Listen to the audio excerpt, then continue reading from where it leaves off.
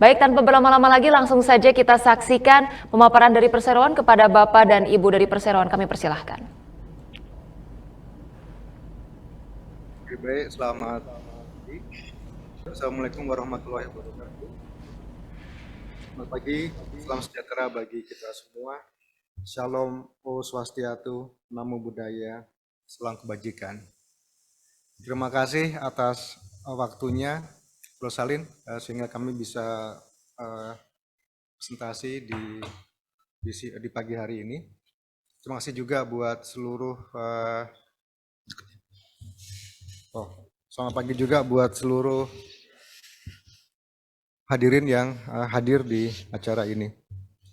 Pertama-tama kami ucapkan rasa syukur yang sebesar-besarnya atas kesehatan dan karunia yang kita terima sehingga kita bisa memulai acara ini. Saya Yunomar Ketatmo memperkenalkan diri sebelumnya ya bahwa kami mulai diangkat bulan Agustus tahun 2023 kemarin menggantikan direksi yang lama. Oleh karena itu saya memperkenalkan diri dulu sebelumnya. Sebelum saya join Search ini, saya telah lama di industri telekomunikasi ya. Secara spesifik saya di Indosat sebelumnya dan juga di beberapa perusahaan telekomunikasi sebelumnya lebih dari 20 tahun. Dan saya telah bergabung Search sebelumnya selama 1 tahun sebagai komisaris dan secara efektif saya diangkat menjadi CEO di Search mulai bulan Agustus tahun 2023. Pada saat yang sama juga saya perkenalkan Pak Gilman juga diangkat pada bulan Agustus tahun 2023 sebagai salah satu direksi di Search. Sementara sebelah kiri saya adalah Pak Wahyudi Patmana. Beliau melanjutkan sebagai member dari BOD Search. Dengan joinnya kami ini dan juga bersama dengan Pak Gilman dan Pak Wahyudi, kami sangat yakin bisa melanjutkan tugas yang diamanatkan kepada kami untuk membawa Search menjadi jauh lebih baik dari kondisi sebelumnya. Ya, akan terus makin baik. Oke, kita mulai untuk slide-nya.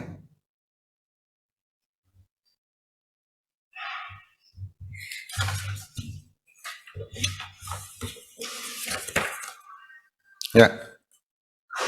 Oke, ini perjalanan Search ya. Ini bagi para hadirin yang masih baru pertama kali mengenal Search, saya kira ini perlu kita introduction juga bagaimana Search dari mulai awalnya bisnis sampai menjadi saat ini ya yang semakin besar. Saya minta Pak Gilman untuk bisa menguraikan slide ini. Silahkan. Baik, terima kasih Pak Yono. Mungkin untuk slide saya akan jelaskan ya preview dari awal. Oke, jadi untuk milestone sendiri saya yakin publik ataupun investor ada yang sudah mengetahui, ada juga yang belum ya. Jadi balik lagi kami didirikan pada tahun 2012 ya, saat itu masih berbisnis yang terkait dengan perdagangan besar ya. Dan tahun 2014 kita udah mulai masuk di sektor media dan advertising ya, terutama adalah di ekosistem transportasi yang berbasis rel. Dalam hal ini adalah kita bekerjasama dengan PT Kereta Komuter Indonesia ya untuk penempatan media-media, aset-aset media di dalam kereta komuter ya. Bagi para komuter pasti mungkin familiar ya, ada TV di dalam kereta ya, dan juga memang kami juga tahun 2016 menyediakan wifi di stasiun ya, bekerjasama dengan perusahaan telco lainnya. Dan station branding kita jalankan juga di tahun 2016 ya.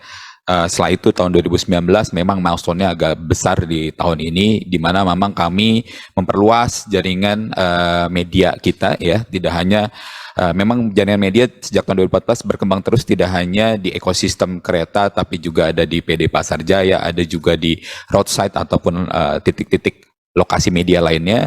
2019 kita tetap berkembang ya, menjalin hubungan yang lebih kuat lagi dengan ekosistem kereta ya, termasuk juga kita ikut mengembangkan aplikasi tiketing yang dimiliki, ya. Dan memang kita memulai untuk proyek fiber optik ini, ya inisiasinya di tahun 2019, di mana kami memiliki hak untuk menempatkan fiber optik ya sepanjang jalur kereta di Pulau Jawa, ya, yang panjangnya roughly sekitar 3.000 km, ya, dan ini jalur kereta aktif. Dan memang kita sudah lakukan sejak tahun 2019. Memang ada pandemi sehingga ada sedikit delay untuk deployment-nya, dan memang kita sudah menyelesaikan proyek fiber optik ini ya untuk penempatan fiber optik sepanjang jalur kereta Pulau Jawa di tahun 2021 ya, dan beroperasi kemarin di tahun 2022, sehingga saat ini memang secara company kontribusi pendapatan perseroan didapat dari 3 lini bisnis. Lini bisnis yang pertama adalah media advertising, memang kita sudah mulai lebih dahulu. Digital product ya, atas pengembangan aplikasi yang kami lakukan ya, dan pendapatan yang didapat dari pengembangan aplikasi tersebut ya, dan juga pengoperasian aplikasi. Dan juga yang ketiga adalah revenue yang kami dapatkan dari sektor telekomunikasi, yaitu dari pemanfaatan fiber optik di sepanjang jalur kereta Pulau Jawa. Mas Online tahun 2022 memang kita tetap mendevelop berbagai aplikasi, ada juga kita mendevelop ekosistem metaverse ya, karena kita sudah punya infrastruktur telekomunikasi sehingga memungkinkan untuk kita membangun.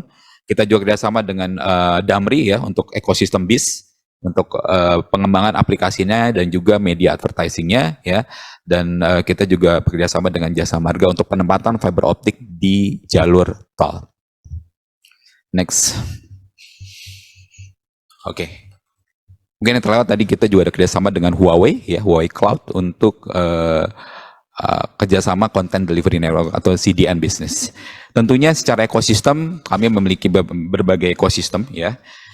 Yang pertama adalah jelas yang sekarang menjadi main fokus kami, yaitu adalah infrastruktur serat optik ya. Saat ini kami secara fiber ya, itu kami memiliki aset sepanjang 5.724 km ya, dengan kapasitas 144 core fiber optik dan kapasitas bandwidth up to 64 terabits per second. Jadi cukup besar yang kami bangun, yang kami investasikan di awal, karena dari manajemen sendiri yakin bahwa kebutuhan konektivitas di Indonesia semakin lama ini semakin meningkat ya, semakin lama semakin meningkat. Dari tahun ke tahun kalau kita lihat trafficnya, kebutuhan bandwidth makin lama makin meningkat ya, kebutuhan mobilitas makin lama makin meningkat, IoT, pengembangan IoT ataupun AI dan lain sebagainya yang memang membutuhkan konektivitas yang lebih besar di masa yang akan datang. Yang kedua adalah ekosistem yang terkait dengan fulfillment ya, karena tadi di tahun 2021 sendiri kami sudah bekerjasama ya untuk pengelolaan warehouse ya, pengelolaan gudang dan digitalisasi gudang ya, dengan point of sales hampir 800.000 point of sales. Digital channel dari aplikasi-aplikasi yang kita bangun ada sekitar 28 juta registered user ya, dan juga media advertising ya yang kita miliki sekarang untuk aset yang terkumpul di kami lebih dari 900.000 aset media. Ya, tentunya kelebihan kami secara USP, unique selling proposition kami memiliki fiber optik sepanjang jalur kereta Pulau Jawa ya, memang yang tidak dimiliki oleh pemain lainnya ya. Yang kedua adalah kita memang operate the biggest digital media juga ya, dan advertising in transportation. Managing warehouse nationwide yang kita bisa gunakan juga untuk bisnis di telekomunikasi ataupun periklanan. Dan memang kita juga menyuplai banyak aplikasi dengan nilai tambah tinggi ya, tentunya itu juga mendatangkan revenue cushion buat perusahaan ya. Next, terkait manajemen tadi mungkin udah dijelaskan sekilas ya. Pak Yune sudah berasal dari Indosat Group ya, 25 tahun lebih di Indosat. Our Chief Commissioner Pak Herman Syaharyono ya, orang lama Telco juga ya di Hutchison, beliau juga di Gisel Asia Pasifik ya, dan juga Pak Doni di Komisaris Independen kita, ada Pak Wahyudi dan juga saya sendiri. Next. Ya, mungkin untuk terkait spesifik bisnis fiber optik ini, kami akan mempersilahkan Pak Yune Margetatmo untuk dapat menjelaskan. Silakan Pak Yune. Ya, baik, saya saya lanjutkan ininya presentasinya. Kita mulai dari infrastruktur ini karena ini adalah merupakan, nanti akan kita jelaskan ya lebih lanjut bahwa infrastruktur ini adalah merupakan sentra atau tulang punggung dari bisnis kita ke depan ya. Dengan kita center point-nya dari infrastruktur, nanti kita akan bisa mengembangkan ekosistem digital ditambah dengan kesiapan dari yang sudah tadi dijelaskan oleh Pak Gilman, yaitu ada 13.800 warehouse dan juga 800.000 warung ya, serta beberapa ekosistem digital lainnya yang bisa kita gabungkan jadi satu kombinasi yang sangat menarik ya untuk berinvestasi di sini gitu ya. Nah, yang pertama-tama mungkin akan saya jelaskan mengapa fiber optik kami ini merupakan hal yang unik dibandingkan dengan pesaing-pesaing lainnya di bidang yang sama. Saya sebelumnya juga dari industri telco ya. Sebelumnya juga kita lihat bahwa semua telco atau semua industri di bidang fiber optik ini itu umumnya memiliki fiber hanya di jalan raya ya. Jadi misalnya saya dulu ya, saya punya fiber di jalan raya, saya buat backup jalan raya misalnya di Jawa, di utara, selatan, dan di tengah misalnya. Tapi yang sering kejadian adalah karena kabel itu di jalan raya, banyak proyek-proyek dari pemerintah maupun pemerintah daerah dan juga banyak warga atau para community itu ya Pak yang di area tersebut, sehingga banyak sekali gangguan-gangguan terhadap fiber tersebut ya. Nah, ini yang membedakan Search dengan yang lainnya adalah kami punya beberapa kabel yang saling membackup. Yang pertama adalah kami punya kabel di jalur kereta api ya. Di sini adalah railway sepanjang 3.700 km, 5.000 total ada 5.700 km ya.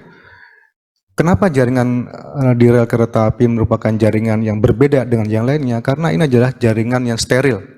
Tidak ada yang bisa masuk ke wilayah ini tanpa izin dari operator rel kereta api ya. Dalam hal ini adalah PT KAI. Yang kedua adalah kami memiliki jalur juga di jalan tol. Mengapa ini aman juga? Ini adalah daerah yang steril, daerah yang dimana tidak sembarangan orang bisa masuk, harus melalui izin dari penyelenggara jalan tol. Dua fiber ini akan saling terjahit sehingga mereka membentuk satu fiber yang sangat stabil dan sangat reliable. Yang ketiga, kami juga memiliki kabel juga seperti industri, seperti operator yang lain di jalan raya. Ini juga saling membackup juga, ya, saling membackup antara railway, highway dan juga dengan jalan yang di jalan raya tadi. Tiga fiber ini akan membuat unique position bagi Search dibandingkan dengan seluruh operator lain di Indonesia, sehingga jaringan kami adalah jaringan yang paling stabil. Itu baru yang pertama. Yang kedua adalah dengan maintenance yang lebih sedikit ya dibandingkan dengan apa yang terjadi di jalan raya, otomatis cost structure kami juga bisa lebih murah dibandingkan dengan yang lainnya. Ini nanti akan kami tunjukkan dengan harga yang kami terapkan untuk para pelanggan adalah harga yang paling kompetitif dibandingkan dengan operator yang lainnya. Selain itu juga di sepanjang jalan rel kereta api juga punya keistimewaan yang mungkin bapak-bapak atau ibu-ibu masih belum aware ya, bahwa di sepanjang jalan kereta api ini banyak rumah-rumah penduduk ya. Seperti kita ketahui, jalur rel kereta api telah ada sejak lebih dari 100 tahun yang lalu. Ini telah membuat para penduduk atau para warga itu bila mereka memilih rumah atau membangun rumah, mereka akan berusaha untuk dekat dengan jalur kereta api. Kenapa? karena akan memudahkan mereka untuk melakukan transportasi antar daerah atau antar kota. Hal inilah yang membuat kelebihan kami bahwa dengan kos yang sangat minimal, ya, dengan waktu yang sangat cepat, kami bisa menghubungkan seluruh rumah-rumah di sekitar rel kereta api tadi agar mereka mendapatkan layanan telekomunikasi dengan cepat dan juga biaya yang lebih murah, ya. Kalau kami telah melakukan survei dan telah melakukan analisa bahwa ada sekitar 40 juta rumah, ya, yang tinggal di sekitar rel kereta api dalam radius 5 sampai 10 km dari rel kereta api. Ini merupakan satu potensi yang sangat unik dan mungkin juga hanya kami yang memiliki ini, gitu, ya. Untuk selanjutnya adalah fast deployment. Tadi sudah kami sampaikan juga bahwa jalur rel kereta api maupun jalan tol itu adalah merupakan jalur yang steril dan juga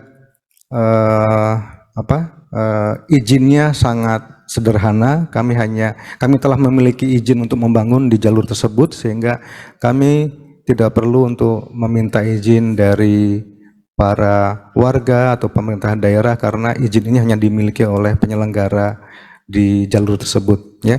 Ini berbeda dari operator lain, ya. Saat itu juga saya juga pernah di perusahaan lain untuk membangun jalur fiber. Ini waktunya sangat jauh berbeda. Karena apa? Karena saya harus yang memakan waktu paling lama itu adalah mengurus izin-izin membangun, ya, bukan cuma dari pemerintah tapi juga dari warga-warga di sekitar jalan tersebut. Sehingga dengan kita memiliki jalur rel kereta api dan jalan tol ini, insya Allah roll out kami akan sangat cepat sekali, ya.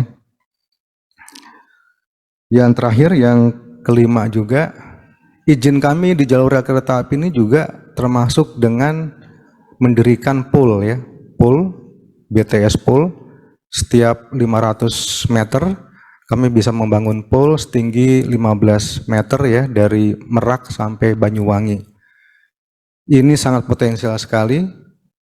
Kenapa? Karena seperti tadi saya jelaskan bahwa dengan banyaknya rumah-rumah di sekitar rel kereta api, maka bila kita memiliki poles atau menara, ya, untuk BTS, ini bila operator lain ingin memasang BTS di pole kami, ini dijamin, ya, trafficnya akan tinggi sekali karena penggunanya sudah sangat banyak sekali, ya.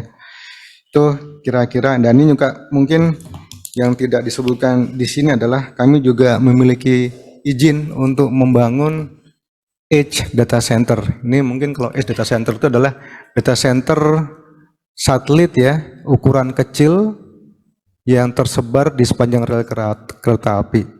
Ini kita punya izin untuk membangun 591 stasiun, ya. Saat ini kami telah membangun 58, ya, seiring dengan permintaan yang sangat tinggi. Nah, apa sih untungnya kita bisa membangun data center di sepanjang stasiun ini? Pertama adalah dengan sekarang, ya, makin banyaknya konten-konten video, ya, streaming, kemudian juga dengan banyaknya gaming, yang penggemar game yang tersebar di seluruh area Jawa. Dengan adanya data center yang kecil yang tersebar di seluruh kecamatan atau kota tadi 590 tadi, maka para user itu tidak perlu jauh-jauh ke Jakarta untuk mengakses, tapi sebaliknya konten tadi itu sudah ada di stasiun-stasiun kecil tadi, sehingga para user internet itu akan mengalami experience yang sangat baik sekali, kecepatan tinggi sekaligus juga latensi, ya. Latensi itu adalah kecepatan kita untuk mengakses data, responsifnya terhadap akses ke internet. Nah, ini sangat bagus sekali dan ini sangat disukai tidak saja oleh para pengguna internet tapi juga oleh para pemain data center, ya. Ini tren yang kita akan alami ke depan. Semua operator telah bergerak ke arah sini bahwa kita tidak hanya memerlukan hyper data center ya, hanya di Jakarta saja, tapi kita perlu data center yang kecil-kecil yang tersebar di seluruh kota-kota kecamatan di area Jawa untuk melayani internet untuk para user dengan experience yang lebih bagus. Nah, ini kami sangat yakin dan juga mungkin juga saya yakin juga semua investor dan juga para hadirin di sini juga sangat yakin bahwa infrastruktur ini akan memberikan potensi yang sangat menarik sekarang dan yang akan datang, dan akan memberikan revenue yang tinggi bagi Search. Oke, next. Nah, ini sebetulnya mendetailkan dari apa yang telah saya jelaskan sebelumnya ya. Jadi ada jalur di railway, di rel kereta api, jalur di highway, di jalan tol, dan di jalan jalan raya seperti biasa yang dimiliki oleh operator yang lain. Sekali lagi, posisi unik kami adalah kami memiliki 3 jalur yang seluruhnya berbeda ya, dan ini tidak dimiliki oleh operator telco atau infrastruktur yang lain ya, yang saling membackup dan juga saling memberikan kualitas yang lebih bagus. Di samping juga kami telah menerapkan sistem transmisi DWDM ya. Transmisi DWDM itu adalah transmisi yang sangat stabil dan juga telah dilengkapi dengan ASON. ASON itu adalah automatic switch optical network ya. Jadi bila ada satu jalur yang putus, itu oleh sistem DWDM kami itu bisa dialihkan ke jalur yang lainnya dengan jeda yang sangat cepat. Jadi para user itu tidak mengalami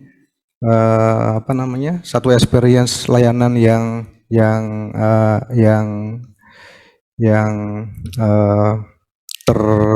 tertunda gitu. Jadi langsung tanpa dirasakan oleh para user, ini layanan bisa langsung tetap terjaga. Jadi ini adalah keistimewaan dari jaringan Search ya, bahwa secara fiber optik saling memprotek, dan juga kami telah terapkan DWDM juga sehingga lebih bagus lagi untuk memproteksi jaringan. Oke, next. Oh ya, oke, next. Ya. Nah, ini yang tadi yang saya sampaikan. Semua jalur yang dilewati oleh rel kereta api itu sudah sangat padat. Ini adalah cikal bakal dari optimisme kami ya, mengapa kami sangat yakin bahwa perusahaan ini telah memiliki aset yang sangat unik dan sangat potensial dibandingkan dengan yang lainnya ya. Hampir ini saya beri contoh nih, ada tier 1, tier 2, tier 3, ini seluruh area ini sangat padat didiami oleh penduduk. Oke, next. Nah, ini tadi telah saya sampaikan beberapa potensi. Kami telah melakukan survei lapangan, sekaligus juga kami telah melakukan analisa ya, bahwa sampai 40 juta rumah ini berada di sekitar radius 10 km dari rel kereta api. Ya, dan nanti akan saya perjelas lagi ya, kenapa sih kita sangat concern di sini gitu, nanti akan dijelaskan di slide selanjutnya.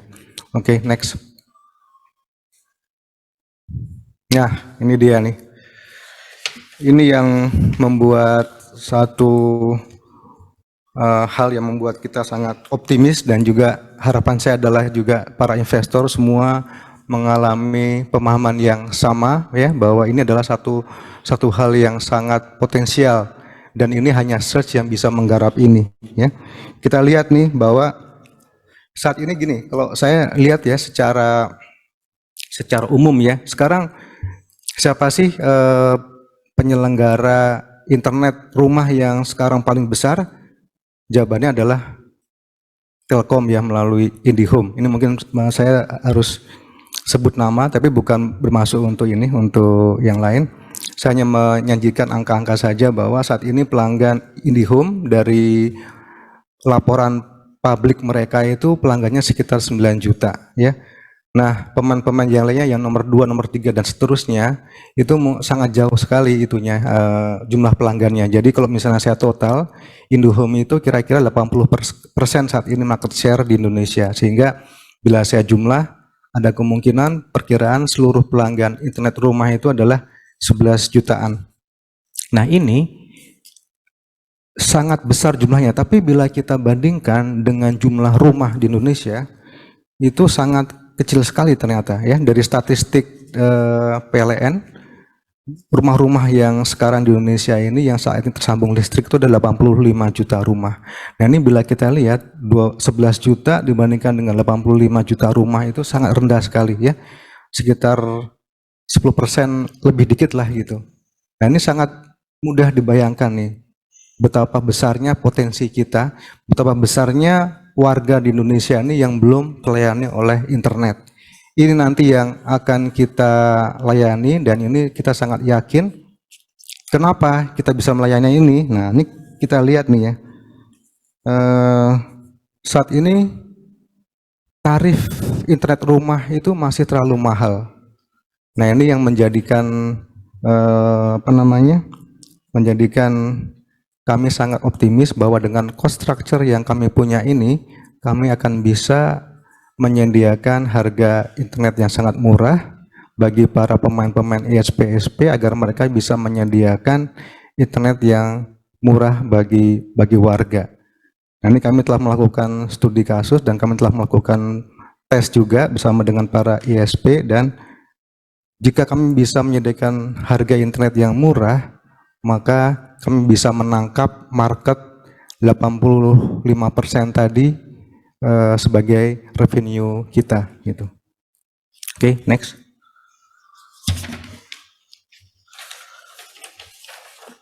Nah, ini secara keseluruhan saya uraikan ya potensi kita dari list core, dark fiber, kemudian yang kedua adalah dari list line atau bandwidth.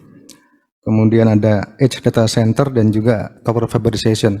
Ini seluruhnya menggambarkan bahwa potensi marketnya ada dan ini adalah cara-cara kami untuk kita bisa menangkap potensi tersebut. Ya. Dari list core kami telah hitung ya dengan jumlah core yang kami miliki 194 core di seluruh Jawa sepanjang 5.700 km, maka potensi annual revenue yang bisa kita tangkap adalah 1,2 triliun. Ya. Kemudian yang kedua adalah list line atau bandwidth. Ya. Ini dari sepanjang rel kereta api tadi dengan tarif yang kompetitif dari kami, maka potensinya revenue adalah 3,9 triliun per tahun. Ya, ini potensial pelanggannya adalah data center, tower operator, tapi yang paretonya adalah dari yang ISP atau Internet Service Provider. Ya. Edge data center tadi yang kami uraikan, ini untuk layanan kolokasi perangkat di seluruh edge data center kami. Potensi totalnya adalah 304 miliar per tahun. Kami bisa membangun 591 edge data center rencana kami, dan saat ini kami telah sukses menyelesaikan 58 data center. Dan terakhir adalah tower dan fiberization. Ini ultimate revenue adalah 67 miliar per tahun. Pelanggannya adalah para telco ya. Para telco yang saat ini dan mungkin dalam waktu dekat ini akan segera melayani BTS 5G. Nah, 5G ini sangat ideal sekali untuk dipasang di pol-pol di sepanjang rel kereta api. Kenapa? Karena sebelah kiri kanannya area sangat padat, dan 5G ini dengan speed yang sangat tinggi, maka dia akan bisa melayani pelanggan dalam jumlah besar. Oke, mungkin untuk selanjutnya di bidang advertising dan digital, saya minta Pak Gilman untuk melanjutkan. Terima kasih. Baik, mungkin karena waktunya juga agak sedikit terbatas ya. Jadi memang secara update ya kami tetap juga melakukan bisnis advertising ya melalui aset-aset media yang sudah kita miliki dan juga tetap kita kembangkan ya. Jadi untuk capex tahun ini pun kita ada beberapa alokasi capex untuk pengembangan media advertising ya, di mana memang media advertising kami kalau dilihat di presentasi mulai dari ekosistem kereta, ada juga yang terkait dengan modern and traditional market ya, ada juga di warung-warung retail kecil ya, ada juga di warehouse ya, strategic spot di yang warehouse nationwide ya, yang tadi lebih dari 13.000 gudang, ataupun beberapa tempat seperti hotel, residensial, dan lainnya. Ya. Tentunya aset-aset ini kita harapkan dapat kita optimalisasi ya di tahun 2023 atau 2024, karena memang sudah lepas dari pandemi kan, sudah lepas dari pandemi, sudah ada aktivitas lagi terkait dengan media dan advertising ya, menggeliat lagi, tentunya kita harapkan juga menjadi suatu traksi pendapatan buat kami. Next. Ya, ini beberapa contoh aset aja yang memang kita miliki. Mungkin kita next saja. Ya, tentunya kami juga tetap mendevelop yang terkait dengan aplikasi, ya pemanfaatan aplikasi, pengembangan aplikasi untuk peningkatan digital revenue kami ya, melalui pengembangan aplikasi seperti yang kita sudah lakukan di KAI Akses ya, ataupun aplikasi Damri yang memang kita dari awal bekerjasama dengan Damri untuk melaunching aplikasi ini ya, sehingga mendigitalisasi ekosistem bus di Indonesia. Next. Aplikasi juga ada beberapa aplikasi yang kami bangun sendiri, baik itu ada aplikasi Ada Kita ataupun Sobat Tani, dan juga terkait dengan Smart Warehouse. Next. Terkait dengan Smart Warehouse juga ya, mendigitalisasi gudang-gudang yang memang sudah dikerjasamakan dengan kami ya di 13.000 lokasi. Tentunya kita butuh untuk pengembangan aplikasi sehingga kita bisa mengoptimalisasi potensi yang ada, dan juga bisa tracking yang terkait dengan performance dari masing-masing warehouse tersebut. Next. Ya, tentunya dengan adanya kerjasama kita terkait dengan pemanfaatan gudang, kami pun memapping gudang-gudang yang kita miliki, gudang-gudang yang memang menjadi konsesi kami ya, itu dengan jalur kereta atau jalur fiber optik yang kami miliki ya, sehingga kami juga memiliki potensi tambahan terkait dengan pengembangan edge data center ya di sepanjang Jawa ini. Okay. Next, sorry. Ya, terkait dengan kesan kinerja perseroan untuk triwulan 3, tentunya memang sektor bisnis periklanan masih mendominasi ya selama 9 bulan pertama di tahun 2023 ya. Totalnya hampir sekitar 260 miliar ya, dan memang itu 66% dari total pendapatan kita, tumbuh hampir 92% ya dibandingkan triwulan sebelumnya.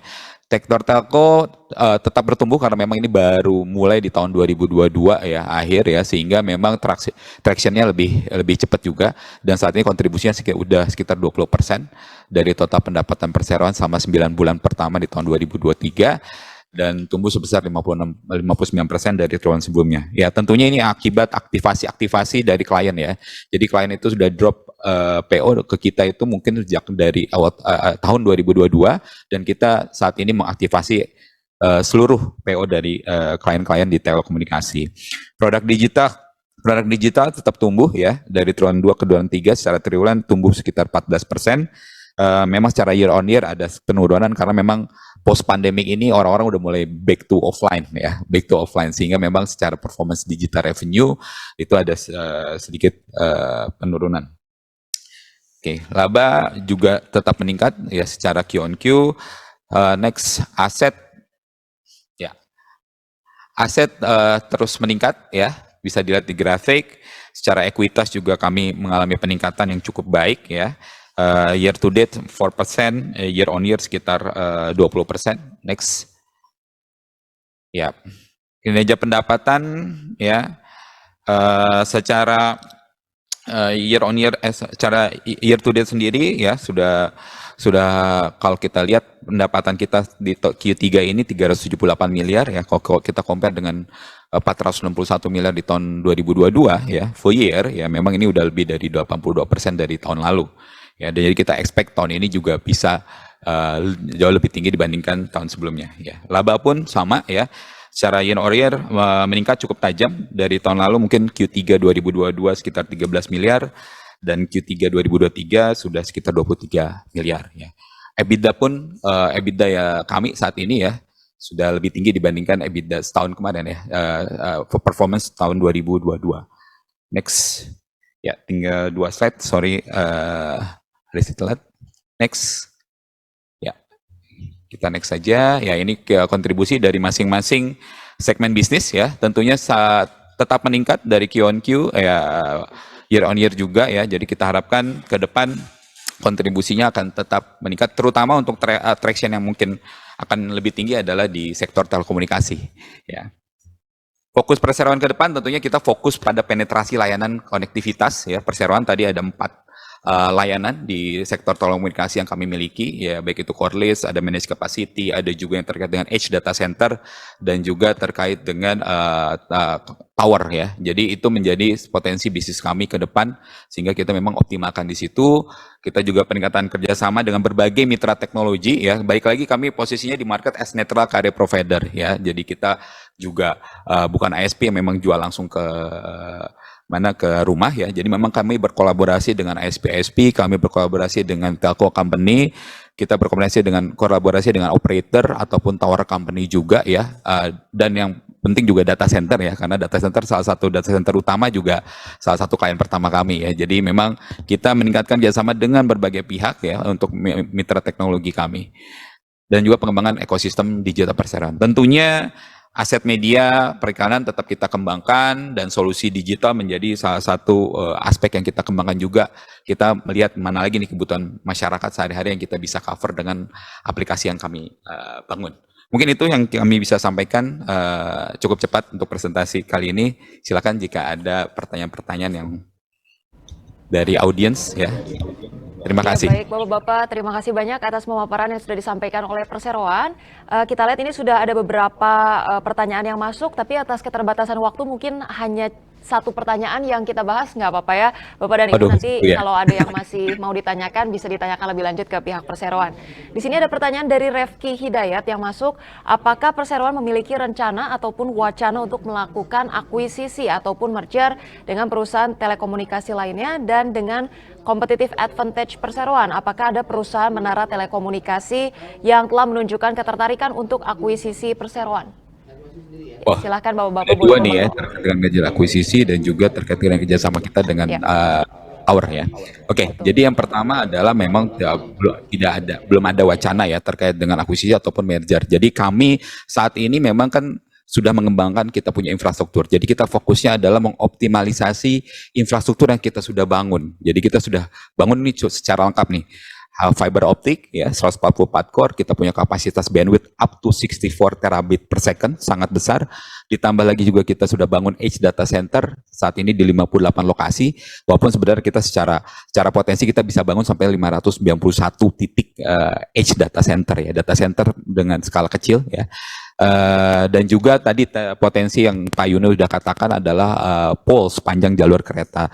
Jadi buat kami saat ini adalah fokusnya mengoptimalisasi seluruh aset perusahaan yang kami miliki ya, terutama di segmen bisnis konektivitas ya. Jadi yang kita fokus sekarang justru adalah gaining traction ya dari customer baik itu dari internet service provider, dari telco operator, dari tower company ataupun data center. Mungkin itu yang pertama ya. Jadi belum ada wacana ya terkait dengan akuisisi ataupun merger apapun. Oke.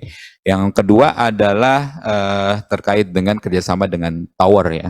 Tentunya memang sudah ada beberapa tower company yang kita sedang berdiskusi ya. Tentunya diskusi terkait dengan solusi-solusi bagi optimalisasi menara-menara mereka ya. Tentunya ini kita belum bisa disclose juga ya, tapi memang sudah ada beberapa tower company yang sudah berdiskusi memanfaatkan fiber di sepanjang jalur kereta. Tentunya kalau kita lihat kan bisnis tower ada kebutuhan untuk fiberisasi ya. Tentunya ini menjadi fiber di jalur kereta menjadi satu keunggulan tersendiri bagi kami ya untuk membantu para tower company untuk memfiberisasi mereka punya tower. Pak Yuno mungkin ada yang ditambahkan terkait dengan kerjasama dengan tower company. Ya, memang beberapa bulan terakhir ini memang banyak sekali perusahaan-perusahaan yang sangat tertarik untuk kerjasama dengan kami. Perusahaan-perusahaan besar semua. Nah, ini memang menunjukkan bahwa potensinya kami memang besar sekali dan kami sangat yakin ya dengan BOD, Pak Gilman dan juga Pak Wahyudin kami bisa mengeksekusinya dengan lebih baik ya. lebih baik, jauh lebih baik lagi untuk ke depan. Saya kira dari saya itu saja. Saya kembalikan lagi ke Ya Persalin. baik, terima kasih Bapak-Bapak dari manajemen Perseroan atas sesi pemaparan dan juga sesi tanya jawabnya. Dengan demikian, sesi tanya jawab Public Expose kami akhiri. Mohon maaf untuk keterbatasan waktunya. Jika ada pertanyaan, nanti bisa menghubungi Investor Relation atau unit terkait dari PT Solusi Sinergi Digital TBK. Dan untuk itu sebelum kami tutup, kami persilakan kepada Bapak Gilman Penugraha selaku Direktur dari PT Solusi Sinergi Digital TBK dapat menyampaikan closing statement. Waktu dan tempat kami persilahkan. Iya, Pak. Oke, terima kasih atas kesempatannya. Jadi terkait dengan closing statement, jadi baik lagi Search telah bertransformasi menjadi perusahaan ekosistem digital dan perusahaan memang infrastruktur telekomunikasi terpercaya di Indonesia. Jadi baik lagi dengan keunggulan yang kami miliki yaitu fiber di jalur kereta ya dengan segala ekosistem digital yang menyertainya, kami yakin ke depan kami juga bisa terus mengembangkan bisnis perseroan ya, meningkatkan kinerja perseroan juga ya, dan juga berkolaborasi dengan seluruh stakeholder di industri telekomunikasi. Ya, kami memposisikan diri sebagai netral carrier provider ya, artinya netral ya kami bisa bekerja sama dengan siapapun. Kami juga tidak dengan ISP, dengan data center, dengan tower provider ataupun any kinds of operator. Jadi yuk kita bisa sama-sama memanfaatkan ya fiber yang kami miliki ya untuk mengoptimalisasi konektivitas di Indonesia dan ekosistem digital di Indonesia. Mungkin itu closing statement dari kami. Terima kasih. Ya baik, terima kasih Bapak Gilman untuk closing statement yang sudah disampaikan. Dengan demikian sesi pemaparan sudah selesai. Boleh kita berikan aplaus virtual untuk PT Solusi Sinergi Digital TBK.